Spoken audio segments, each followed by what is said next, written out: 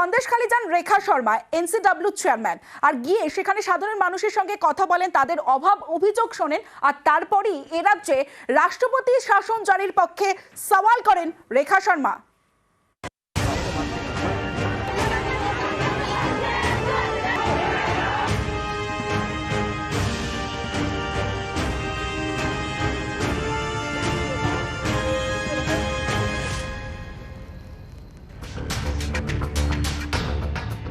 সন্দেশখালী নিয়ে রাজ্য রাজনীতির হাওয়া গরম, শাসক বিরোধী তরজা তুঙ্গে।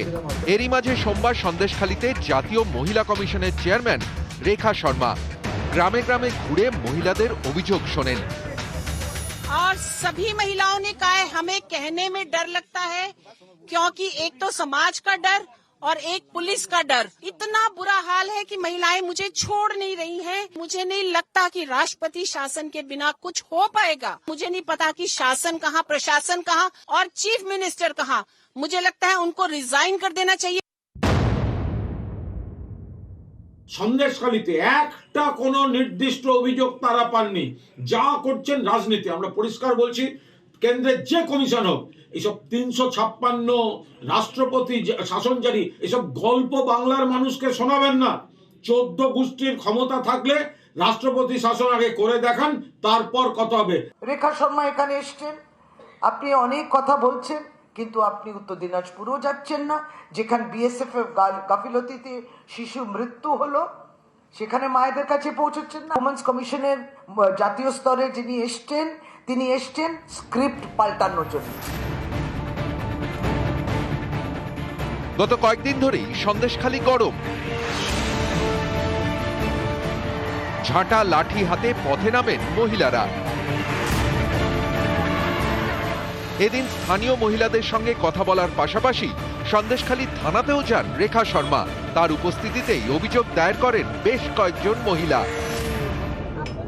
যখন তখন মিটিংয়ে ডেকে নিয়ে যাওয়া হতো, আমাদের বাড়িতে সন্তান স্বামী থাকতো, তাদেরকে ছেড়ে আমাদেরকে যেতেই হতো, কারণ আমাদের বাধ্য করা হতো যাওয়ার জন্য। আর না গেলে ওরা বাড়ির আমাদের স্বামী কিংবা আমাদের কোনো ব্যবসা থাকলে সেগুলো ক্ষতি করার হুমকি দিত। আমরা এখানে সন্দেশখালী যত অত্যাচার যে অন্যায়গুলো হচ্ছে সেগুলোই বলেছি। মেয়েদের উপরে শারীরিক নির্যাতন হতো, এমনি ছেলেদের উপরেও হয়েছে, সেগুলোও বলেছি। লিখিত দরখাস্ত দেওয়া হয়েছে, উনি আশ্বাস দিয়েছেন, আমরা সেটা বিশ্বাস করেছি। হ্যাঁ, ভয় তো আছে, অ্যারেস্ট করেছে, যতক্ষণ না শাস্তি পাচ্ছে আমরা খুশি নই। এখন দেখছি একই ধরনের কয়েকজন মহিলাকে দিয়ে বিবৃতি দেওয়ানোর চেষ্টা করা হচ্ছে। সেই মহিলারা একই ধরনের কথা বলছে। যে থানায় এফআইআর রয়েছে সেখানে দেখা গেছে এই ধরনের কোনো অভিযোগ নেই। রাজ্যের মহিলা কমিশন যারা গিয়েছিলেন তাদের কাছে এই ধরনের কোনো অভিযোগ ছিল না। পুরোটাই এক মিথ্যাচার চলছে। সন্দেশখালী থেকে ফিরে রাজভবনে যান জাতীয় মহিলা কমিশনের chairman. My priority is to see that normalcy is established there. I am not here for a political bickering.